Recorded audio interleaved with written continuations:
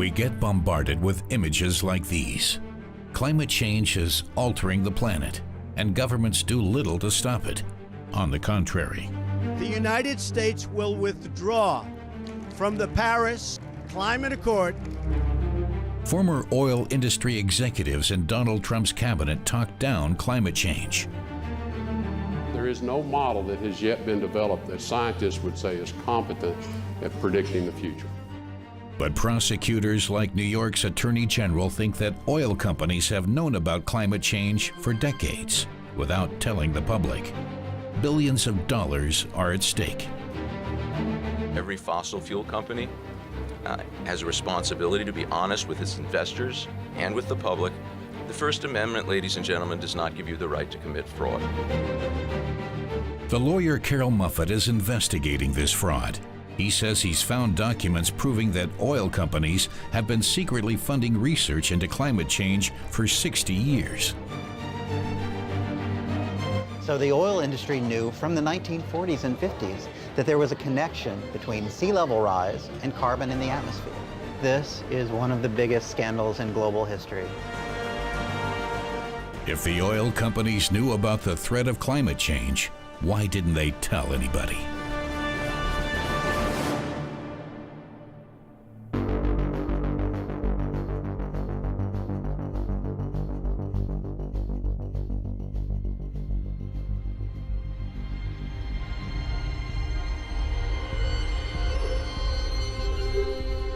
We're in Washington, D.C., the capital of the United States. We're trying to get hold of the oil industry's classified files. We're on our way to meet the man who found and published them. He says managers of the oil company Exxon knew about climate change for 60 years. But is this really possible? And why would they hide this knowledge? Hello. Hi. Nice to meet you. Carol Muffett is working for an NGO fighting for more environmental protection. He shows us old studies on climate change. The Brannan Report examined the effects of exhaust fumes on our atmosphere back in 1957. It was commissioned by ExxonMobil. He also brought along the Robinson Report from 1968. It was written by the Stanford Research Institute and funded by the oil industry. We have it there in black and white. Here are a few things that they said about carbon dioxide. If CO2 levels continue to rise at present rates, it is likely that noticeable increases in temperature could occur. However, there seems to be no doubt that the potential damage to our environment could be severe. Although there are other possible sources for the additional CO2 now being observed in the atmosphere, none seems to fit the presently observed situation, as well as the fossil fuel emanation theory. This device was delivered to the oil industry at its very top levels, and we can prove that. We can prove that high-level executives in all of the companies saw this report. The Robinson Report proves that 50 years ago, the oil industry knew that burning fossil fuels had an effect on global climate. What did they do when they knew about climate change? The answer is that they immediately asked Stanford Research Institute to go back and check its work. They didn't like these conclusions, so they said try again. They tried to deny, and in reporting to the government, they began cherry picking and highlighting only the passages out of this report that talked about the uncertainties, not about the realities. This is a story we'll see over and over again with the oil industry, so that the doubt becomes the message. It's a very effective form of propaganda. Muffett can prove his claims because he has compared the original and the rewritten versions of the Robinson Report. He also thinks that the findings didn't hit the headlines because the language wasn't clear enough. One of the reasons so much of this story was hiding in plain sight for so long is that we talk about climate change as climate change. In the 1990s, everyone talked about it as global warming. Before the 1990s, people talked about it as climate change. Before that, it was climatic change. Before that, it was the dilution of radiocarbons in the atmosphere, or the Suing effect. And the name has changed over and over again. By the time I had learned the language well enough to understand, I had actually found this Brannan paper, the 1957 paper, maybe a year earlier. But it was only after I learned the new language that I could really understand what they were talking about and prove that what they were talking about was climate change.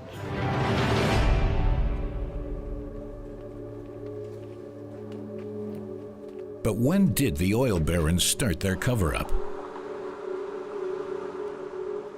Muffet believes this goes back to the 1940s, when oil companies commissioned the first studies into how increasing car traffic affects the environment.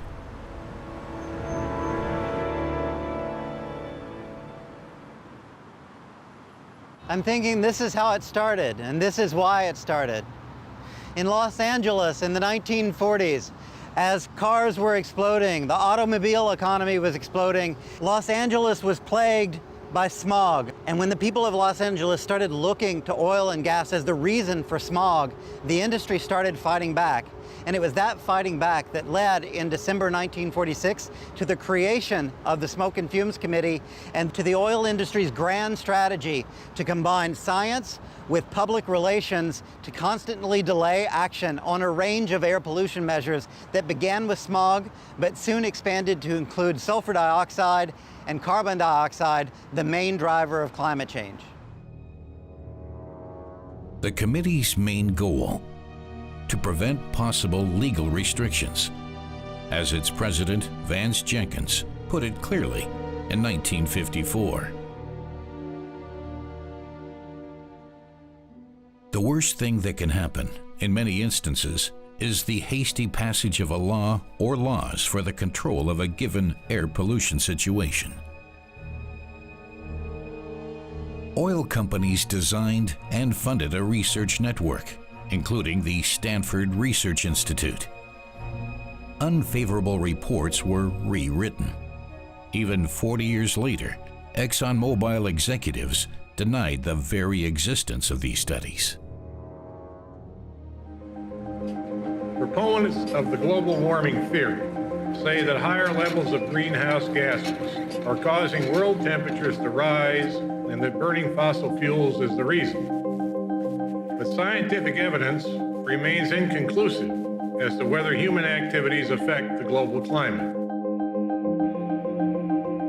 The oil industry used their knowledge to sow doubt and prevent legislation against the use of fossil fuels. But was this their only reason for doing secret climate research?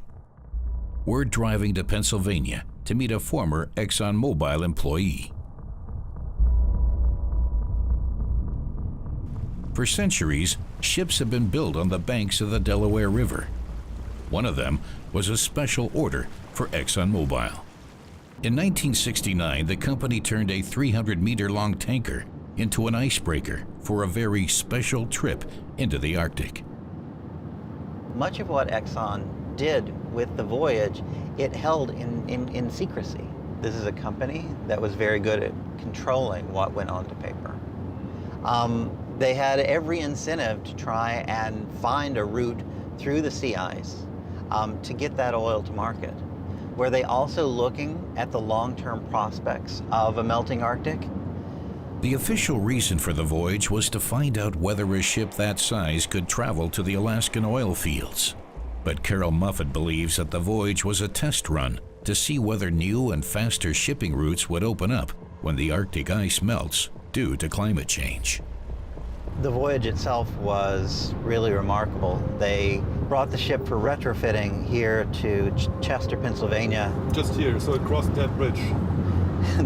Well, 2 times, because first they cut the ship into 4 pieces and sent it to shipyards across the country so they could rebuild it and retrofit it.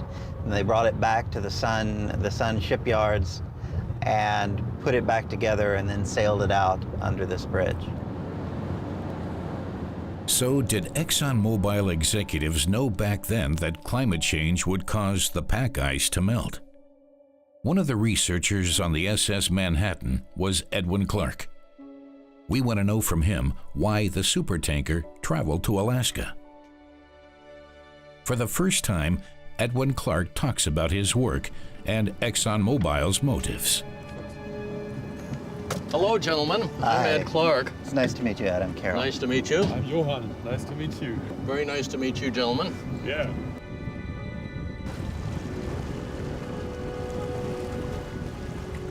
Edwin Clark joins us on a ride to the shipyard, where the SS Manhattan was retrofitted in 1969.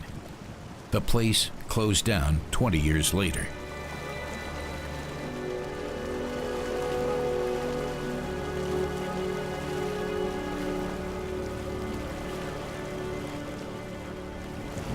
Well, I can remember the Manhattan sitting between two gates of this nature, and welders working on each side. And what was your first impression when you saw it? It's big, big, big, big. And I was very proud to be selected as an ice scientist on it. The voyage was a success. The SS Manhattan made it through the Northwest Passage, proving that oil could indeed be shipped through the Arctic. For me, one of the really interesting questions is how much of the possibility of climate change was in the atmosphere, in the lead up to the Manhattan expedition. I didn't really hear about it until in '69 I went on to work on the Trans-Alaska Pipeline. And it was a year or two after that that we started putting a provision in there for an increase in soil temperatures due to global warming. Really? Yeah. That's amazing. What, 2 or 3 years after that? That's really incredible to hear. Well, back in '69, there were proponents and doubters that it really existed. Yeah. And the scientific community was divided on that subject. But you took into account the risk and started planning for it. Well, even yes, we did.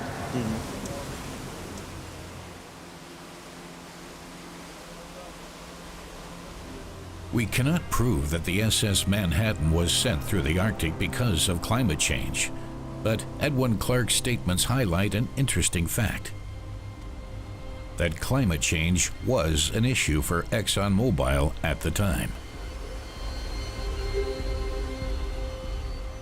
Clark himself has known about climate change for 47 years.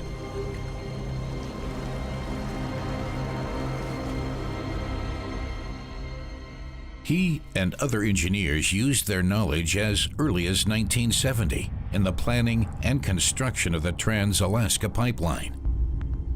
Because of the risk of melting permafrost, they designed better ground anchors for the pipeline's pylons.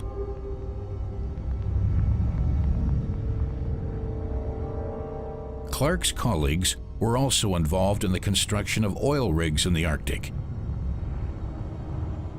Did they, too, apply the secret knowledge about climate change? Searching for further evidence, we find an engineer who designed oil rigs for Shell in the 1960s. He doesn't want us to reveal his identity. Hello, Robert. Do you hear me? That's a pleasure, and thank you for your time. No problem. How can I help you? When did it all start? Well, Shell sent me to Alaska in '63 to build oil platforms. Did you ever thought about climate change? Perhaps that there has been a climate change? Climate change was not really being questioned. It was being accepted as a fact. The question was how quickly it was going to happen, because it had very important influences on the design of the oil rigs. And at that point, we asked ourselves, would the ice be stronger or weaker in the future? Why did you change plannings of these constructions? The ice thickness was decreasing. So the decision was made to base the design on the 1960s conditions and not on conditions in the future, as they would be less severe. So the first platform you designed is still operating? It is still operating in Cook Inlet. Incredible. It is called Platform A. We want to verify these claims and see the rigs ourselves. From Washington, it's a 9-hour flight to Anchorage, Alaska's largest city. From there, it's a 4-hour drive across the Kenai Peninsula. Oil production started here in 1958.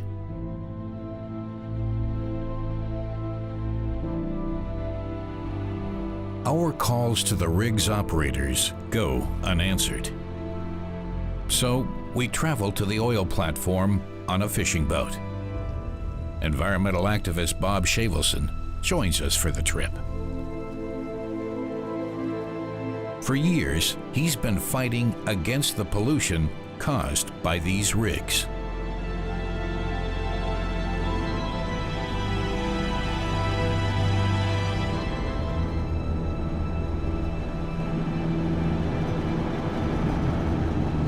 So on a clear day here, you would see 13,000 foot, couple large volcanoes right here. Thank you very much for mentioning that. Should have been here yesterday.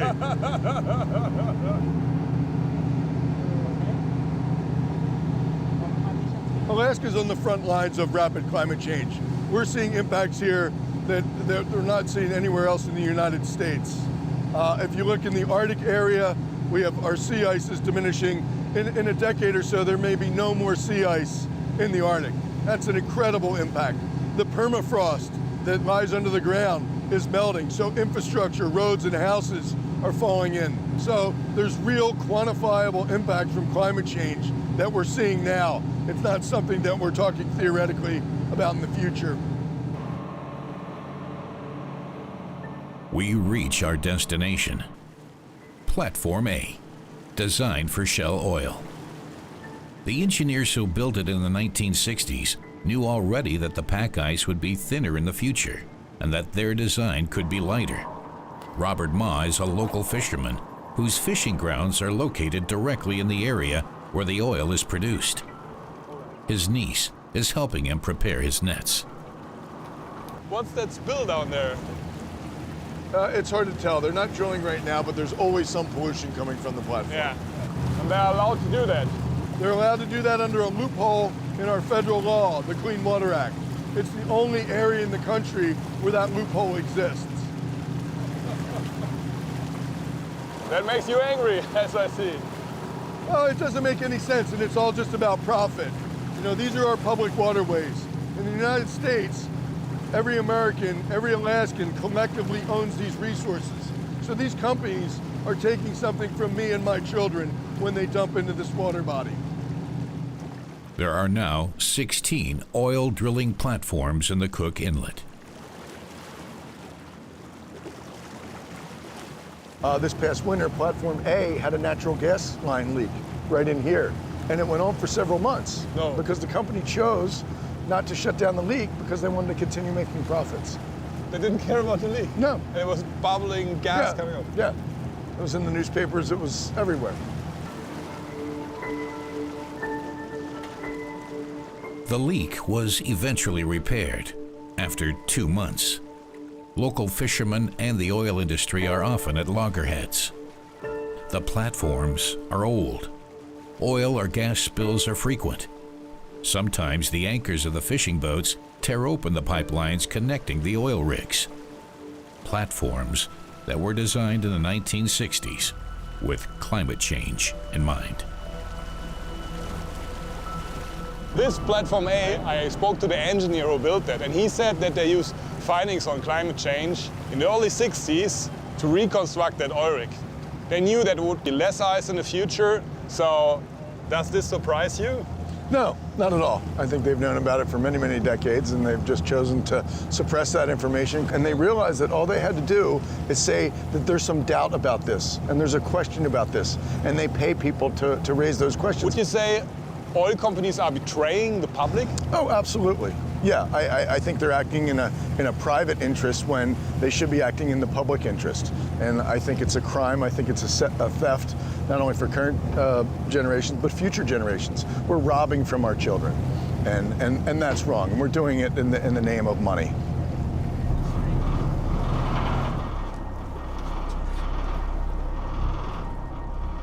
According to our informer, a 1957 study of pack ice was used in the design of the oil rig.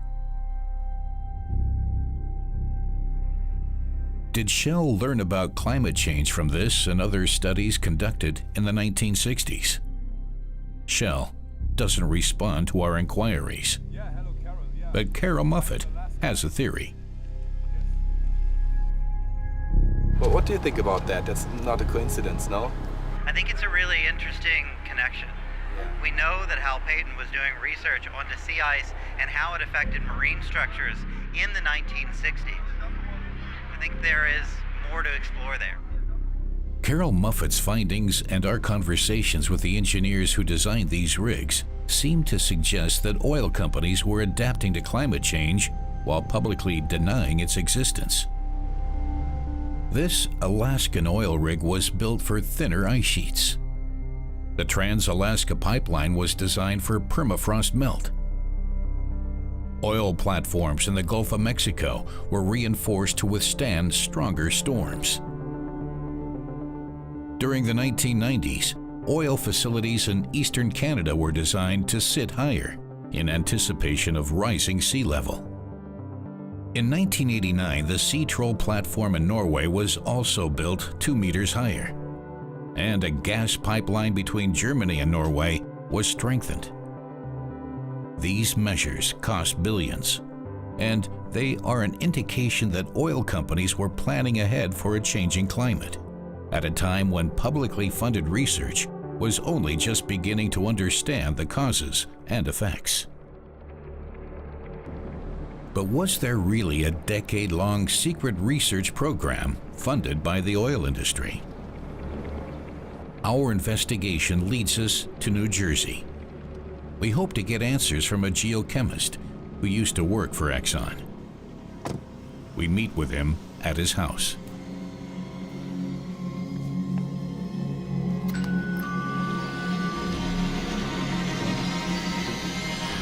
Hello. Good to see you. Edward Garvey. Yes, that's me. Yeah. Edward Garvey worked for ExxonMobil from 1978 to 1983. So this is your, there you have your own old Exxon belongings. Right, this is it. I got my helmet, which still fits, and the coveralls. Okay, work safely, ESSO, prevent accidents. Ah, yeah, okay. I don't fit in them anymore. So you did, you measured CO2 emissions with that? Right. When I was wearing this, we were installing the equipment in the oil tanker. We made measurements of seawater, we made measurements of the air, and we did it almost continuously as the ship ran from the Gulf of Mexico to the Persian Gulf via the Horn of Africa. The oil companies already knew that the climate was changing. Now, they wanted to better understand the mechanisms. The research took 4 years and cost around $4 million. It was so important that ExxonMobil made a film about it for its shareholders. Its main character, Ed Garvey. All right, come on. Show you Yes. some tomatoes. It's just a really good climate to produce tomatoes here. Can you pick one? Yes. Today, Garvey researches soil remediation and grows tomatoes in his spare time. He vividly remembers the pioneering work he did 40 years ago. Well, we found, we observed a number of things. We observed the upwelling and the release of CO2 from the central portions of the oceans around the equatorial zones. The data, as far as it went, was again interpreted by the scientists at Columbia maybe 3 or 4 years later.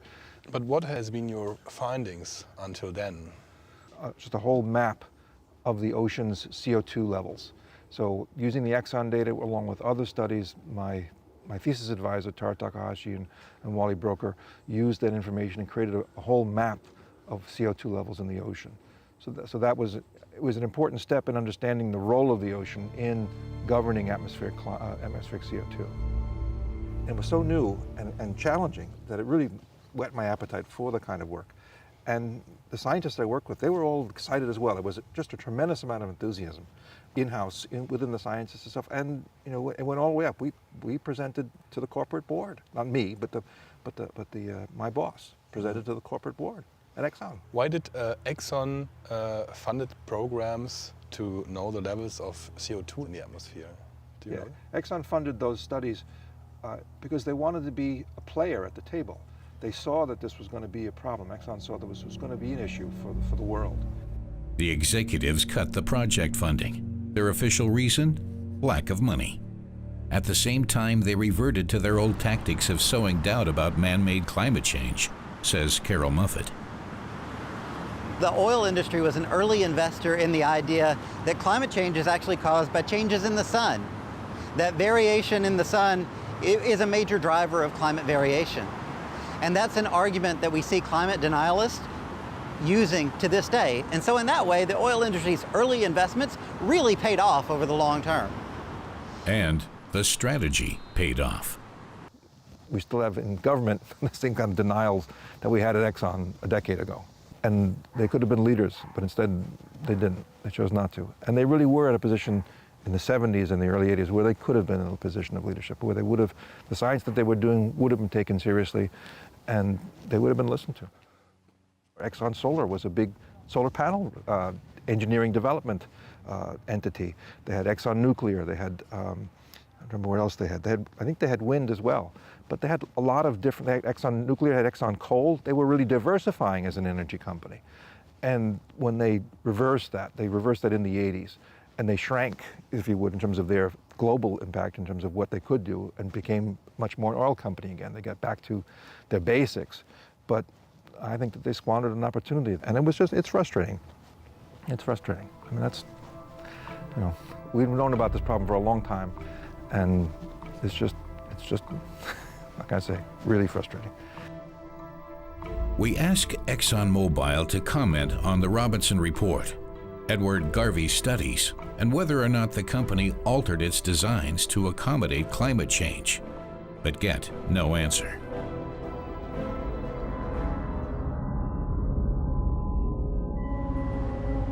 Conducting their own research and then publicly questioning the results has been a successful business strategy for the oil companies.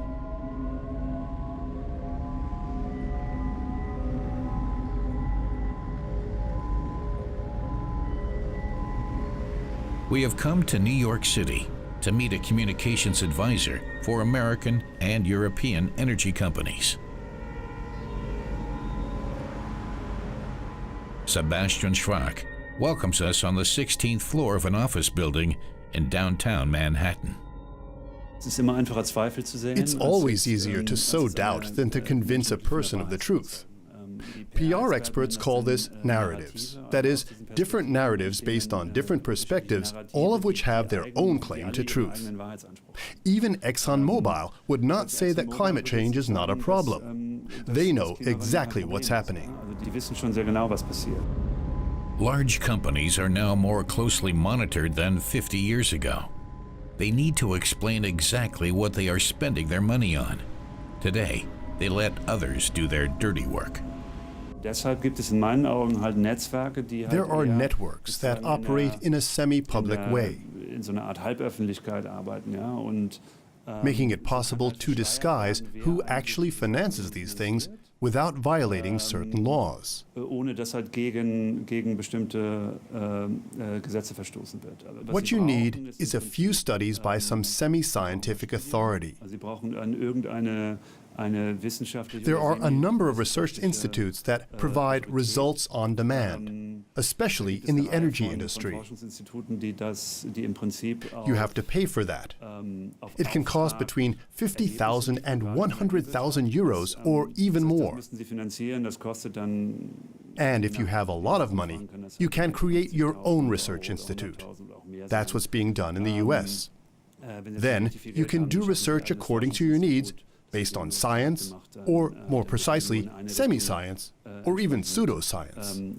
Wissenschaftlich oder eigentlich semi-wissenschaftlich oder pseudowissenschaftlich vielleicht auch dann geforscht. And we've seen the oil industry, particularly, use that strategy over and over again. They were the early masters of it, beginning with lead and then moving into air pollutants like smog and carbon dioxide. They really pioneered many of the strategies that we've seen other industries use for years, strategies that focus on uncertainty, on doubt, on denial, and in the end, on the economics, and an argument that it's too late to address the problem, and so now we need to adapt to it. Today, climate change isn't on the agenda in American politics. Many of Trump's cabinet members are ex-oil industry managers and climate change deniers. Trump's Attorney General, Jeff Sessions, halted an investigation into ExxonMobil. Energy Secretary Rick Perry and head of the Environmental Protection Agency, Scott Pruitt, don't believe climate change exists. Science tells us that the climate is changing, and then human activity in some manner impacts that change. The ability to measure with precision the degree and extent of that impact and what to do about it are subject to continuing debate and dialogue. Secretary of State Rex Tillerson, former CEO of ExxonMobil, believes that climate change is still under debate. There is no model that has yet been developed that scientists would say is competent at predicting the future. And President Trump is dreaming of clean coal. Today, I'm taking bold action to follow through on that promise. My administration is putting an end to the war on coal. Going to have clean coal, really clean coal. In June 2017, he announces to pull out of the global climate agreement. The United States will withdraw from the Paris Climate Accord.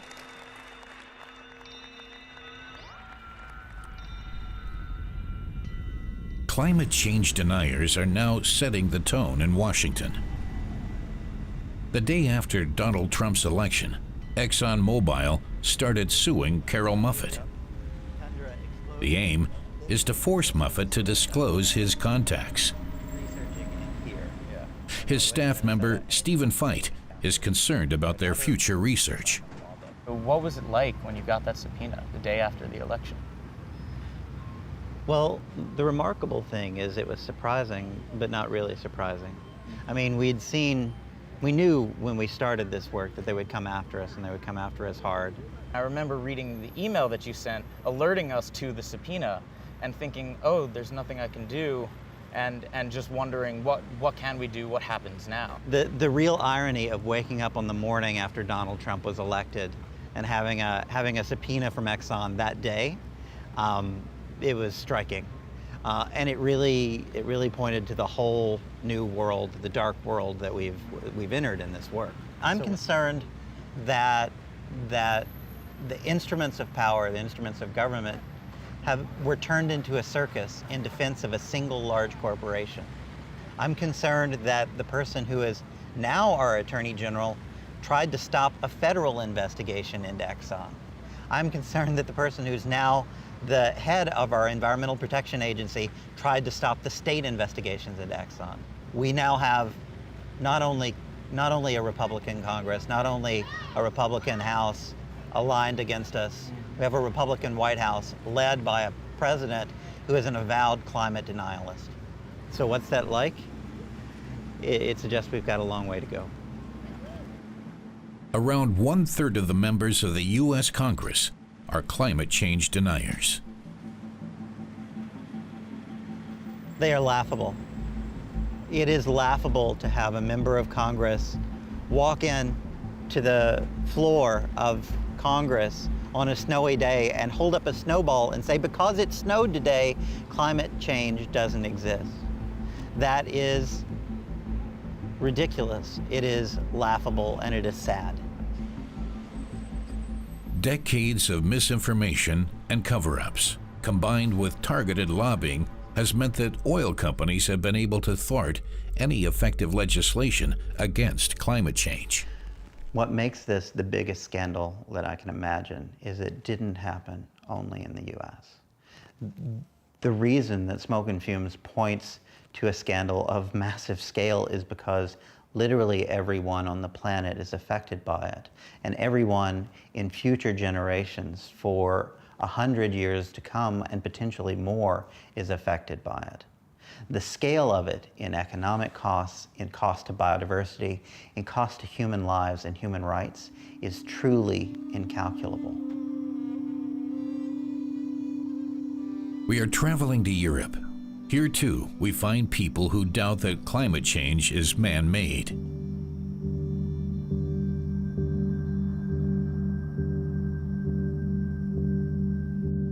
In Germany, a country at the forefront of the green energy revolution, one would think that the ideas of the deniers would make people laugh. But is that true?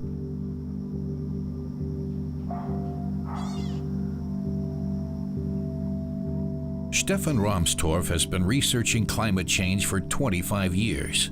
He and his colleagues are getting more and more attacked for their findings. Was natürlich für uns als Wissenschaftler schon störend ist, dass man massive Part of our reality as climate scientists is that we are being attacked with hate speech. There are even death threats against my family. A colleague in the US was sent a white powder. The whole university building needed to be evacuated. It has become a nuisance. For him and environmentalist Egbert Bjark, promoting wind energy is an important step in the fight against climate change. But not everybody thinks like this. If you own a share in a wind energy cooperative, you're suddenly called a gold digger who's just in it for the money. So if you're fighting for a good cause, like the energy revolution and climate protection, you are being attacked. Man kann beobachten, dass die meisten der Behauptungen, die hier auch Most of the allegations made by climate change deniers here in Germany originated in the US. gekommen sind. Trotzdem taucht seit 20 Jahren immer wieder diese falsche Behauptung auf. Und in den A gentleman called Mr. Fahrenholt is particularly active in this field with his book, The Cold Sun. The title sounds very nice because it implies that the sun's power has decreased. Fahrenholt predicts a cooling down. That's a spectacularly wrong prediction, because we have experienced the warmest years since records began: 2014, 2015, and 2016. 3 record years in a row. Former energy manager Fritz Fahrenholt is one of the most prominent climate change deniers in Germany. We conclude that carbon dioxide accounts for at most half of the warming claimed by the Intergovernmental Panel on Climate Change. The sun's activity and oceanic currents account for the rest. He demands to postpone the transition to renewable energies. We still have time to restructure our energy supply. A climate catastrophe isn't going to happen. Fahrenholt is now managing the German Wildlife Foundation. He's still against the energy revolution, but now in the name of animal welfare. Even in young and hip Berlin, companies are working hard to sow doubts about climate change. The old cover-up tactics first used in Los Angeles 70 years ago also seem to be working here. We meet with Claudia Kempfert from the German Institute of Economics. She thinks that the political realities are shifting. We can see some unusual alliances. Conservationists are suddenly connected with politicians arguing against the energy revolution, or conservationists form alliances with climate change skeptics. They all share one goal: to talk down green energy. Officially, they're supporting renewables, but behind the scenes, different things happen. We have found out that European companies are trying to influence U.S. politics. Employees of Bayer have donated around $18,000 over the past 6 years to Michael Conaway. The Republican doesn't believe in climate change. We changed the phraseology because it's the climate's not warming. And they gave $34,000 to Fred Upton, who doubts that something can be done about climate change. There was no real science to verify that it would reduce the temperature rise that some predicted. In total, employees of the German company Bayer donated $544,000 to climate change deniers through so-called political action committees. Employees of the chemical company BASF donated $551,000. These are roughly 30% of all donations of both companies to American politicians over the past 6 years. Both companies claim to be committed to climate protection. So why are they supporting climate change deniers? And why are they getting involved in American politics at all? German companies can certainly benefit from political changes in the U.S. Discussions in the U.S. oppose climate protection and emission reduction, so these issues are placed on the back burner, which helps companies. The longer it takes for climate protection to be translated into policy, the more time conventional business models have to profit from the status quo. However, Baird tells us that the donations are made for different reasons. This includes, for example, health and agricultural policy. The press office also writes, "It is unavoidable that the candidates selected include those who do not share our opinion on other issues like climate protection." BASF claims to not be responsible. It is up to individual employees who they support. The only support provided by the company is of logistical nature. For instance, email, telephone, offices, etc. So what can be done against this system of cover-ups, one-sided studies, and political lobbying? How can corporations be held accountable?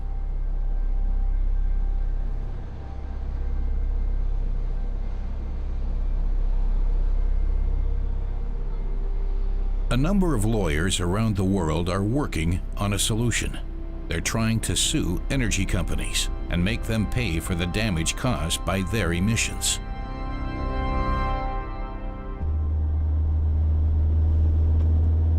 Rhoda Verheyen is one of them.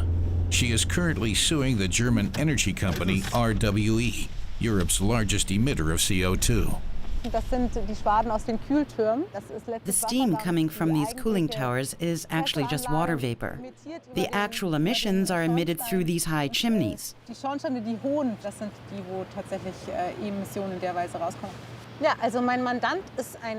My client is a Peruvian farmer and mountain guide who lives in the village of Huaraz, at the foot of the Andes.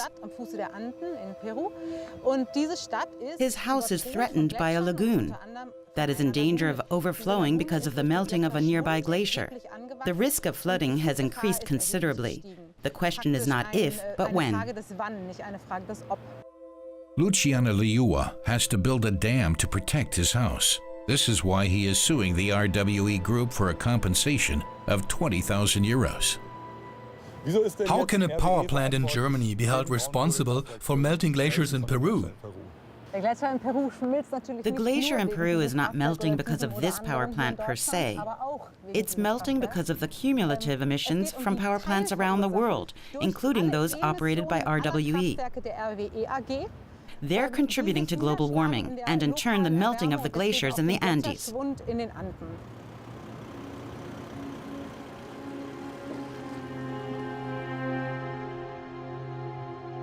The case against RWE is still pending, and an investigation is underway. If Verheyen and Liua win, they would make legal history. RWE lawyers are fighting back, fearing a possible flood of litigation. So, is Rhoda Verheyen's lawsuit crazy or consistent?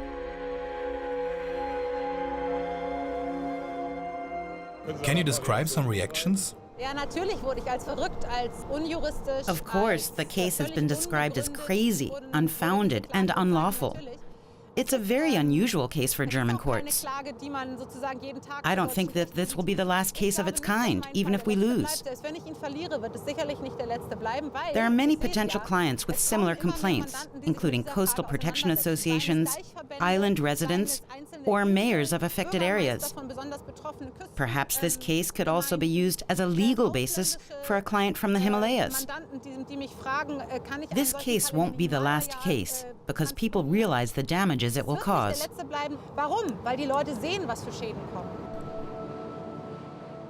The case may sound absurd.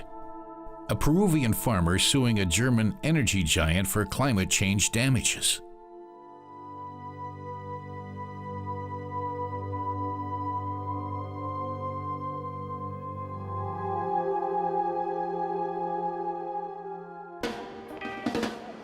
But in the US too, attorney generals are suing energy companies. The most important trial is in New York. This is not about 20,000 euros, but billions of dollars. The findings by researchers like Carol Muffett have helped the lawyers build their case. New York's Attorney General Eric Schneiderman is currently investigating ExxonMobil and former CEO Rex Tillerson, Trump's Secretary of State. They have told the public for years that there were no competent models. That was the specific term used by an Exxon executive not so long ago. No competent models to project climate patterns. And we know that they paid millions of dollars to support organizations that put out propaganda denying that we can predict or measure the effects of fossil fuel on our climate, or even denying that climate change was happening. The First Amendment, ladies and gentlemen, does not give you the right to commit fraud.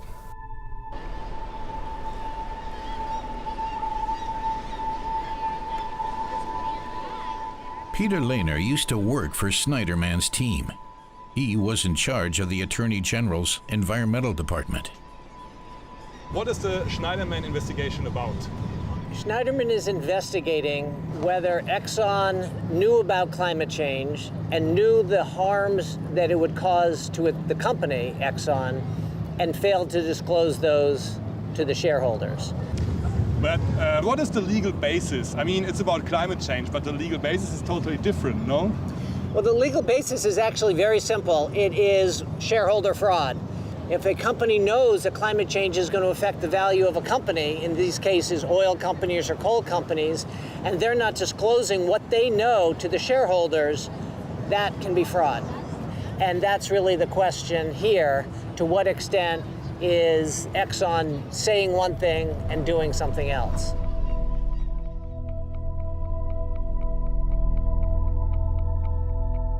It is still unclear whether New York's case against ExxonMobil will ever make it to the courtroom. Carol Muffett also just arrived in the city. He and others are pushing hard for an indictment. Another supporter of the case is Lindsay Myman, the spokesperson for the group Exxon Knew. She recently organized a demonstration against ExxonMobil. You got 300,000 people into the streets of DC for the climate march this spring, and Exxon Knew was a big part of that. How did it feel? That was absolutely exhilarating. The campaign is strong. I think when people find out all that Exxon knew, I know I personally was completely infuriated. I was born in 1992, the same year that world leaders gathered in Rio for the first climate talks to really tackle this issue as a global community. And so the reason that we have been faced with this phony debate about climate change is because of the misinformation that Exxon spread. And so I was born from a planet different from that of my parents because of this lie. There is already a public distrust of the fossil fuel industry. We've seen an erosion of that trust. And when people find out really all that Exxon knew, there's a sense of infuriation, of rightful infuriation, and then a sense of what can I do about it.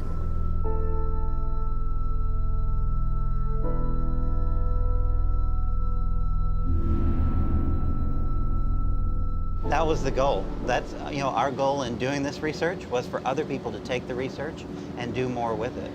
Because information, once it comes to light, breeds more information.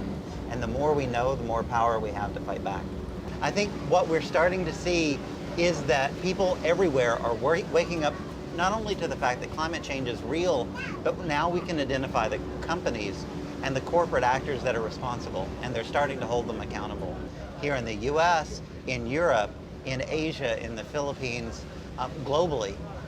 And it's a really exciting time to be doing this work because they're really only at the very beginning of it.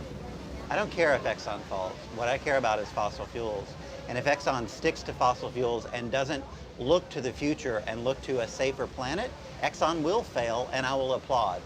If Exxon adapts, if Exxon says we're ready to be part of real solutions and we're ready to own what we did in the past and make up for what we did in the past, then I will cheer Exxon. Do I expect that? not on past history. Oil companies have to justify their actions, and the findings published by activists like Carol Muffett are making it hard for them. Peter Lehner tells us that 3 mayors from coastal cities in California have filed a lawsuit seeking compensation from ExxonMobil, Shell, and other oil companies. They hope to force them to fund protective measures. Is this also a possible strategy for cities like New York? So you can see the water is close and it's all around. New York City has many miles of shorefront, and as sea level rise, whether generally or in a storm, all of these areas either already have been flooded or could be flooded. And imagine trying to protect New York from these floods. It would cost billions of dollars. Maybe they would put in a seawall there or something, but it would cost billions and billions of dollars just to try to protect New York City from these new floods. But who will pay for that? Ultimately, it's going to be the New York City taxpayer. These cities are beginning to realize they're going to have to incur billions of dollars to protect against the damages from sea level rise. That is not just nature, that is climate change caused largely by the fossil fuel companies. So you think they should pay it? I think the cities that will be bringing these cases have a pretty good basis for doing that, yeah. Lawsuits like the one in New York are only the beginning. The oil industry's responsibility for climate change is under intense scrutiny. More cases are being prepared. However, until now, none of the companies has ever been found guilty.